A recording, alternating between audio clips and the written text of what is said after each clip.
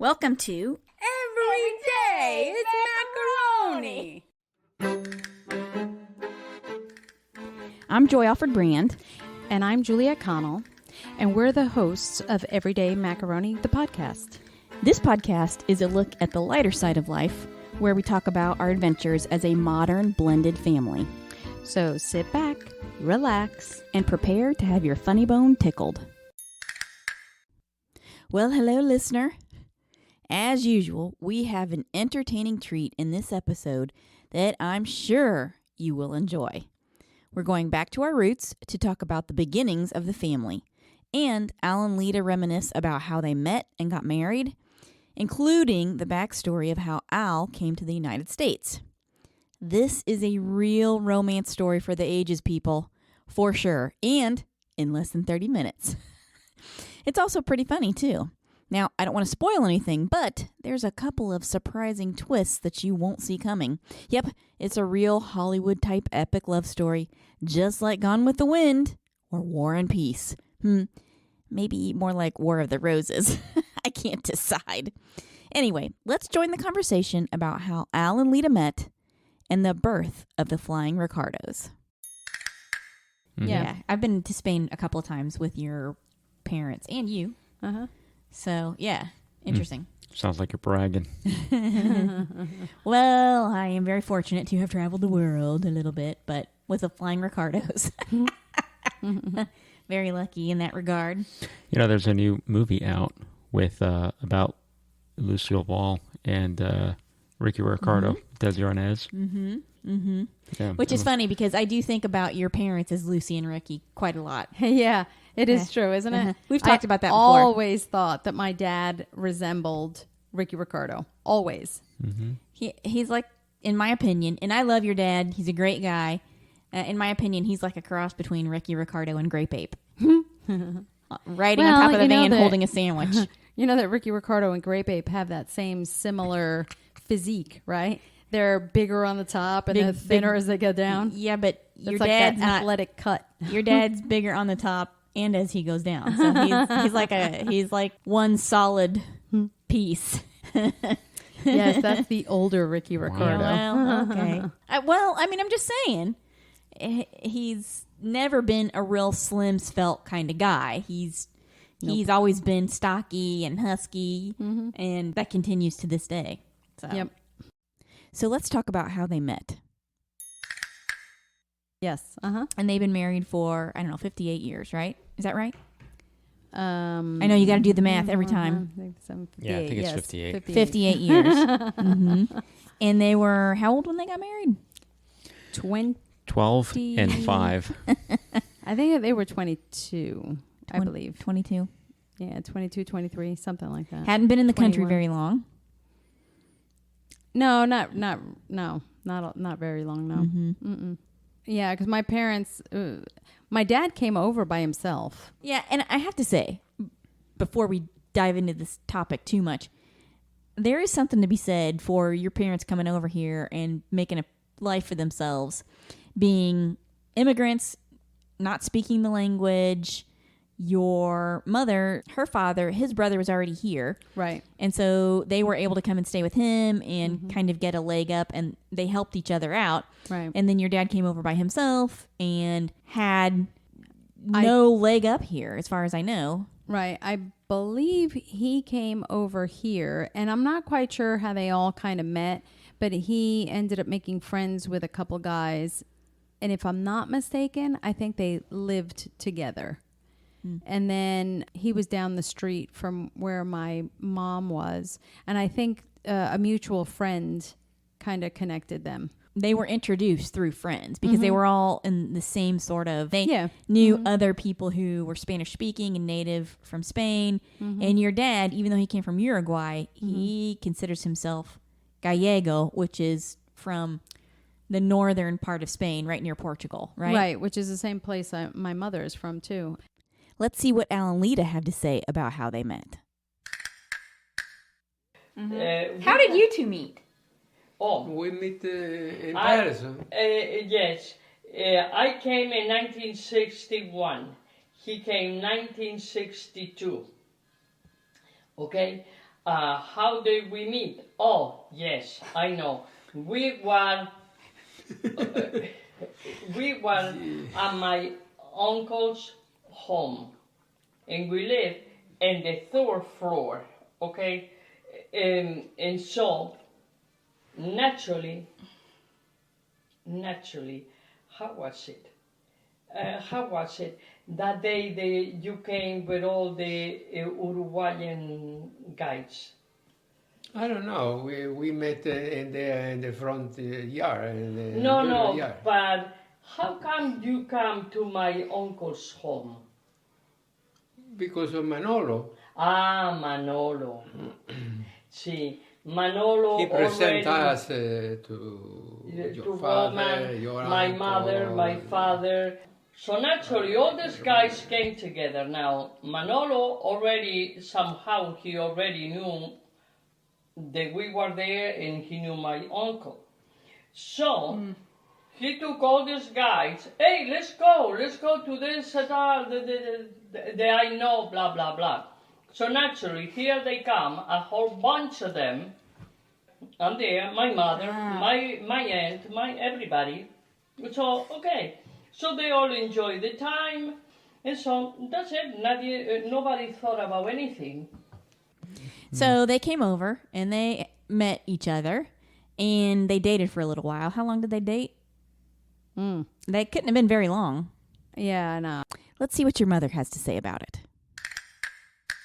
So naturally, Manolo's wife, Yeah, she was Uruguayan. she Yeah, worked they worked. in the same company showing that I work for. So we both finished work, we both took the bus, and her stop, it was one stop before mine, okay? So she will always tell me, come on, stop at my house, and so we talk and all that, and then you can walk home. And I said, yeah, okay, that's fine, okay. And one day, she told me, you know that guy that is Manolo's friend and all that? When he comes, naturally, he asks my father, my husband, Lita, she didn't stop today here? Because I didn't stop every day. She didn't stop. I think he likes you. And I go, what? That he likes me? That guy is probably already married with 3 kids. And he was, but in Uruguay. Yeah, right. And she goes, no, he's not. He's single. Naturally, he has no kids. And I'm going, no, I don't believe it. I don't. No. Another day, she comes to me and the same thing. She's telling me, this guy likes you. Because you know what, he is asking Manolo, how come? She's playing hard to get. Right. Yeah. And so, and I told her, well, one day I stopped and it happened for him to be there. Mm-hmm. And he started talking to me about things. Hey, how you getting used to this country and this and that? And well, I talk about work and the things that I did. It wasn't not much of anything. And so maybe we can go to the movies. One day we can go to the movies. Do you want to go to the movies? That's how the whole thing started. Mm-hmm. And we went to the movies. Of course, there's more to the story. Isn't there always? He wanted to join the military and his mother wouldn't let him. So up to the United States he went. The Spanish mothers. Yeah. Mm-hmm. So I guess that was that. And, I didn't know that he wanted to join the military. Mm-hmm. Yeah. Interesting. Well, his father went to military school, right? I don't know. I guess he did. I mean, well, yeah, I guess everybody did because he was from Spain. So everyone joins the military in the in Spain. Well, I think his father went to like military school, like an academy. Oh. And then Dad wanted to, he got his pilot's license and he wanted to go fly in the military. Oh. A Flying Ricardo. Yeah. Ah, The Flying I see. Ricardos. Yeah, I don't know. I don't know about that one. But yeah, you might be right. It turns out they almost didn't get married because Al wanted to fly. Yeah, and I almost don't marry here, Yeah. Why? right? Why? She talks too much. No, because I was going to go into the service. Oh, Wow. yeah. I remember. And it says, if you go to the service, forget it, because I don't want to wait for you for 2 years. That's what I told him. Oh, he says, would you wait for me? Wait a minute. You were going to go into the military here in America, in the United States? Yeah. Yeah. And I say, wait for you? Are you crazy? Hey. Mm. I don't know. It would have been different if I was married, then I'm waiting for my husband. I want to get him into the Air Force somehow, right? Yeah. Because I went to Titelboro to fly, but it was too expensive for me at the time. It was like at $35 an hour. In those days, $35 an hour. Yeah, now that's nothing. I was making 90 or 100, and that's because I work in the construction and so forth. So we're gonna put here that you don't speak and don't write, read and write in English. They give me the car 1A, 1Y. That means in case of war or something, they was able to Yeah, but draft me. You were trying to get in so you could fly. Yeah. I choose her instead of fly. Wow. But Are you sorry? I don't know. Don't answer. Don't answer. As your legal counsel, don't answer that question. Don't answer. Take the Fifth Amendment.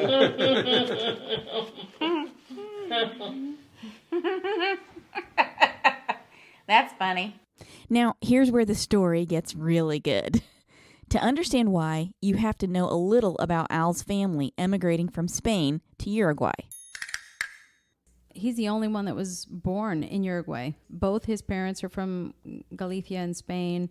His cousins, he had cousins that were still there that I went to go see. They still continued all of their Spanish customs when they were in Uruguay. So, I mean, his mother's sister, his aunt, was also lived right next door. So they pretty much stayed very tight knit even when they were in Uruguay. So really all the customs were fairly similar. And he's an only child. Only child, yeah. And so he came over pretty young. Out of high school, he worked for a couple of years in Uruguay and then came to the United States. Right. Did you get all that, listener? We'll let Lita take it from here. And I think I married you because my parents and I felt sorry for you. Oh, No, and I'm not kidding. You're sorry Because- for 6 years. Enough. No, I'm not kidding. He was, the papa doesn't talk, and he was like a lost person. And we are at home. He had nobody, no family, and yet at home, my parents were the kind that. No, it's You know what? What's funny is I feel sorry for you too. I see what you're saying because he's by himself. It's by itself. I had a whole family at home, and don't forget, there was a 3-family home. Everybody that wanted to come in the kitchen, it was more than welcome. We talk, we laugh. It was like he loved to be with all of us, naturally, and we're thinking, it has to be. I can't get rid of this guy. No, we was thinking, poor thing. I mean, Poor thing. I think I'll marry him. no. Well, naturally, it's. That's what happens when you feed stray cats. Meow,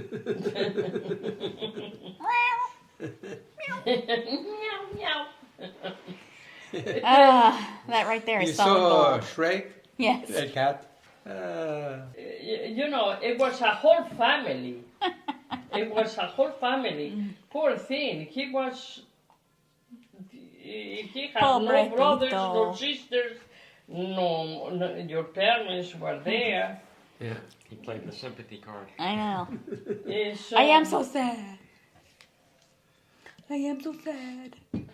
We have a good time. We went picnics, mountain. Yeah, the Patterson Mountain. Yeah, that too. And the other mountain. And there are pictures. There are pictures there. I'm telling you, you can't make this stuff up. This is like a Hollywood star-crossed love story with a little slapstick comedy thrown in, where they all wind up living happily ever after in a third-floor walk-up. And, for good measure, I'm going to throw in a final clip where Lita learns that Al is not a real chatty kind of guy, which we've talked about before. Oh, and one day, she says, this guy, he really doesn't talk. What do you mean he doesn't talk? A match made in heaven. He just doesn't talk. Yeah. Look, he's in the car. Go inside the car. Talk to him. And then tell me how many words that he said. So sure enough, I say, I'll test it. So so you're this, you're that, you're that. Yeah, no, well, yeah, well, maybe, And I say, no, you're right, he didn't talk much, I was the one doing the talking. Nothing has changed. And that continues to this day. Yeah. Nothing has changed. So, That's but we right. went to the movies. It's quite a story, don't you think? I think the real winner in the story is Al, who, like me, found his way into a fun family full of characters and comedians, then spent the next 5 decades on all kinds of fun adventures that you couldn't find anywhere else, including the military. Yep, 58 years of marital bliss with all the comedy and drama of a wartime romance in less than 30 minutes, minus the actual war, of course. This episode was so fun to work on, and I love it, and I hope you did too. Of course, you know it's only part of the story. There's definitely more where that came from. I hope you enjoyed listening and sharing a laugh or two with us. Stay tuned for more Everyday Macaroni adventures on future podcast episodes. And if you want to see some pictures of us, you can follow us on Instagram by searching @EverydayMacaroni or #EverydayMacaroni. In fact, you should be able to find us on YouTube soon. Just search Everyday Macaroni on YouTube and our new channel should pop up. If you want to shop for some fun macaroni merch, head over to everydaymacaroni.com. Don't forget, if you have a blended family story to share, email us at info@everydaymacaroni.com and put the word share in the subject line. Your story might end up on a future episode, and how fun would that be? Finally, don't forget to give us a good review and download your favorite episodes. A share wouldn't hurt either. The more interaction we get for the podcast, the more episodes we can post. Again, thanks for listening, and join us for the next episode of Every Day